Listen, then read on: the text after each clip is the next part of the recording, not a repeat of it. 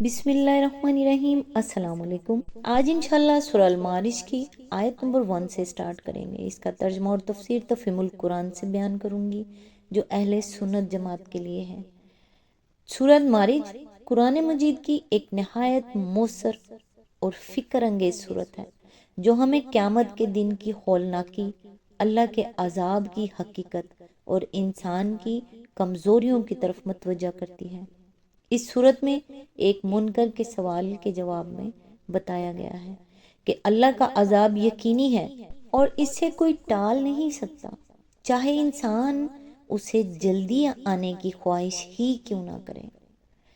سورۃ معارج میں قیامت کے دن کے مناظر بڑے مؤثر انداز میں بیان کیے گئے ہیں، جب انسان اپنے قریبی رشتوں سے بھی بھاگے گا اور ہر شخص صرف اپنی نجات کی فکر میں مبتلا ہوگا۔ اس کے ساتھ ساتھ انسان کی فطرت کو بھی واضح کیا گیا ہے کہ وہ گھبراہٹ اور لالچ کا شکار ہو جاتا ہے، مگر جو لوگ نماز کے پابند، اللہ کے راستے میں خرچ کرنے والے، امانت و وعدے کا خیال رکھنے والے اور آخرت کا یقین رکھنے والے ہوتے ہیں، وہ اس کمزوری سے محفوظ رہتے ہیں۔ یہ صورت ہمیں صبر، عبادت اور نیک اعمال کی تلقین کرتی ہے اور یہ پیغام دیتی ہے کہ اللہ کے ہاں کامیابی صرف ایمان اور عمل صالح کے ذریعے ہی حاصل ہو سکتی ہے۔ سورہ معارج انسان کو اپنی اصلاح اور آخرت کی تیاری کی دعوت دیتی ہے۔ قرآن پاک میں یہ 70 نمبر کی صورت ہے۔ اس کی ٹوٹل آیات 44 ہیں اور یہ پارہ نمبر 29 میں ہے۔ تو آئیں شروع کرتے ہیں۔ اعوذ باللہ من الشیطان الرجیم، بسم اللہ الرحمن الرحیم۔ مانگنے والے نے عذاب مانگا ہے، وہ عذاب جو ضرور واقع ہونے والا ہے۔ اس کی تفسیر ہے، اصل الفاظ ہیں سالہ سائل۔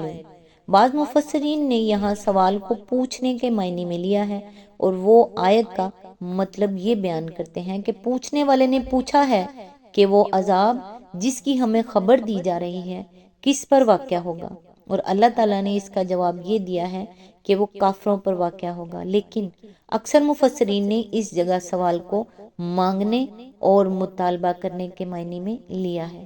نسائی اور دوسرے محدثین نے ابن عباس سے یہ روایت نقل کی ہے اور حاکم نے اس کو صحیح قرار دیا ہے کہ نضر بن حارث بن کلدہ نے کہا تھا۔ سورہ الانفال آیت نمبر 32 میں فرمایا، خدایا اگر یہ واقعی تیری ہی طرف سے حق ہے تو ہم پر آسمان سے پتھر برسا دے یا ہم پر دردناک عذاب لے آ۔ اس کے علاوہ متعدد مقامات پر قرآن مجید میں کفار مکہ کے اس چیلنج کا ذکر کیا گیا ہے کہ جس عذاب سے تم ہمیں ڈراتے ہو وہ لے کیوں نہیں آتے۔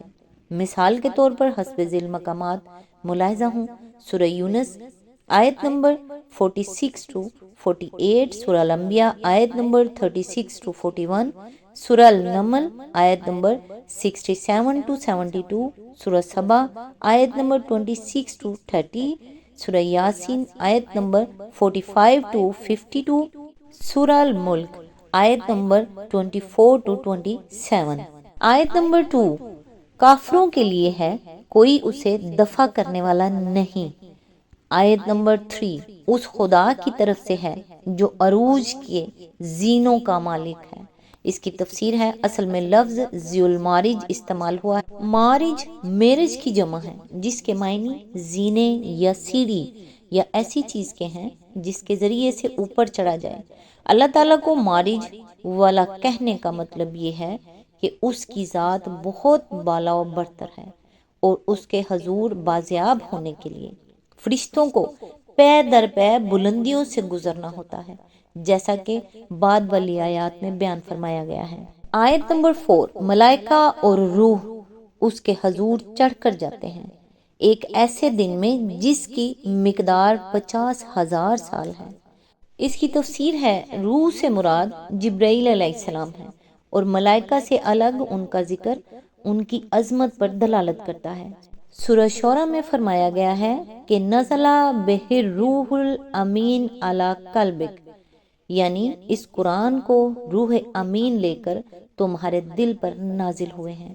اور سورہ بقرہ میں ارشاد ہوا ہے، کل من کانا عدو جبریلا فإنہ نزل علی قلبک، یعنی کہو کہ جو شخص جبرائیل علیہ السلام کا اس لیے دشمن ہو کہ اس نے یہ قرآن تمہارے قلب پر نازل کیا ہے۔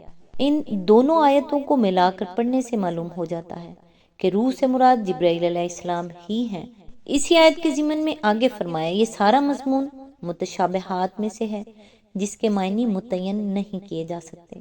ہم نہ فرشتوں کی حقیقت جانتے ہیں، نہ ان کے چڑھنے کی کیفیت کو سمجھ سکتے ہیں، نہ یہ بات ہمارے ذہن کی گرفت میں آ سکتی ہے کہ وہ زینے کیسے ہیں جن پر فرشتے چڑھتے ہیں، اور اللہ تعالیٰ کے بارے میں بھی یہ تصور نہیں کیا جا سکتا کہ وہ کسی خاص مقام پر رہتا ہے، کیونکہ اس کی ذات زمان و مکان کی قیود سے منزہ ہے۔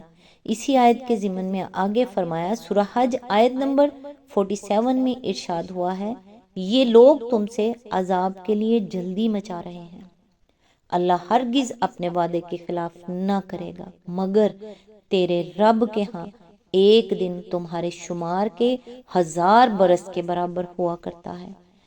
سورہ السجدہ آیت نمبر 5 میں فرمایا گیا ہے، وہ آسمان سے زمین تک دنیا کے معاملات کی تدبیر کرتا ہے، پھر اس کی روح اوپر اس کے حضور جاتی ہے ایک ایسے دن میں جس کی مقدار تمہارے شمار سے 1000 سال ہے، اور یہاں عذاب کے مطالبے کے جواب میں اللہ تعالیٰ کے ایک دن کی مقدار 50,000 سال بتائی گئی ہے۔ پھر رسول اللہ صلی اللہ علیہ وآلہ وسلم کو تلقین کی گئی ہے کہ جو لوگ مذاق کے طور پر عذاب کا مطالبہ کر رہے ہیں ان کی باتوں پر صبر کریں، اور اس کے بعد فرمایا گیا ہے کہ یہ لوگ اس کو دور سمجھتے ہیں اور ہم اسے قریب دیکھ رہے ہیں۔ ان سب ارشادات پر مجموعی نگاہ ڈالنے سے یہ بات واضح ہو جاتی ہے کہ لوگ اپنے ذہن اور اپنے دائرہ فکر و نظر کی تنگی کے باعث خدا کے معاملات کو اپنے وقت کے پیمانوں سے ناپتے ہیں، اور انہیں 150 برس کی مدت بھی بڑی لمبی محسوس ہوتی ہے، لیکن اللہ تعالیٰ کے ہاں ایک ایک اسکیم 1000 سال اور 50 ہزار سال کی ہوتی ہے، اور یہ مدت بھی محض بطور مثال ہے، ورنہ کائناتی منصوبے لاکھوں اور کروڑوں اور اربوں سال کے بھی ہوتے ہیں۔ انہی منصوبوں میں سے ایک اہم منصوبہ وہ ہے جس کے تحت زمین پر نوع انسانی کو پیدا کیا گیا ہے، اور اس کے لیے ایک وقت مقرر کر دیا گیا ہے کہ فلاں ساعت خاص تک یہاں اس نوع کو کام کرنے کا موقع دیا جائے گا۔ کوئی انسان یہ نہیں جان سکتا کہ یہ منصوبہ کب شروع ہوا، کتنی مدت اس کی تکمیل کے لیے طے کی گئی ہے، کون سی ساعت اس کے اختتام کے لیے مقرر کی گئی ہے جس پر قیامت برپا کی جائے گی، اور کون سا وقت اس غرض کے لیے رکھا گیا ہے کہ آغاز آفرین سے قیامت تک پیدا ہونے والے سارے انسانوں کو بیک وقت اٹھا کر ان کا حساب لیا جائے۔ اس منصوبے کے صرف اس حصے کو ہم کسی حد تک جانتے ہیں جو ہمارے سامنے گزر رہا ہے، یا جس کے گزشتہ ادوار کی کوئی جزوی سی تاریخ ہمارے پاس موجود ہے۔ رہا اس کا آغاز و انجام تو اسے جاننا تو درکنار، اسے سمجھنا بھی ہمارے بس سے باہر ہے، کجا کہ ہم ان حکمتوں کو سمجھ سکیں جو اس کے پیچھے کام کر رہی ہیں۔ اب جو لوگ یہ مطالبہ کرتے ہیں کہ اس منصوبے کو ختم کر کے اس کا انجام فوراً ان کے سامنے لے آیا جائے، اور اگر ایسا نہیں کیا جاتا تو اسے اس بات کی دلیل قرار دیتے ہیں کہ انجام کی بات ہی سرے سے غلط ہے، وہ در حقیقت اپنی ہی نادانی کا ثبوت پیش کرتے ہیں۔ مزید تشریح کے لیے ملاحظہ تفہیم القرآن جلد 3 سورہ الحج حواشی نمبر 92 to 93، جلد 4 سورہ سجدہ حاشیہ نمبر 9، آیت نمبر 5۔ پس اے نبی صبر کرو، شائستہ صبر، اس کی تفسیر ہے یعنی ایسا صبر جو ایک عالی ظرف انسان کے شایان شان ہے۔ آیت نمبر 6، یہ لوگ اسے دور سمجھتے ہیں۔ آیت نمبر 7، اور ہم اسے قریب دیکھ رہے ہیں۔ اس کے دو مطلب ہو سکتے ہیں، ایک یہ کہ یہ لوگ اسے بعید الامکان سمجھتے ہیں اور ہمارے نزدیک وہ قریب الوقوع ہے۔ دوسرا مطلب یہ بھی ہو سکتا ہے کہ یہ لوگ قیامت کو بڑی دور کی چیز سمجھتے ہیں اور ہماری نگاہ میں وہ اس قدر قریب ہے گویا کل پیش آنے والی ہے۔